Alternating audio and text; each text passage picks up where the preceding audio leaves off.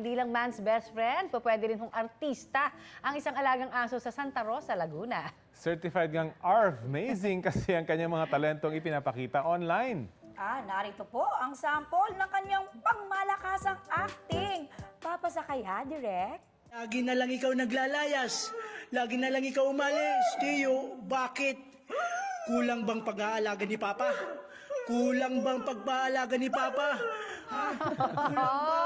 Nako, isa yan sa mga performance ng 3-year-old Aspin na si Theo na talentadog. Kwento po ng for daddy niya na si Romeo, si Theo ang pinakamadaldal niyang alaga. Aliw ring kabonding si Theo dahil G rin siya sa jamming na matching tahol-tahol na may tono Hindi na nakakapagtaka na nahuli ni Theo ang kiliti ng netizens online.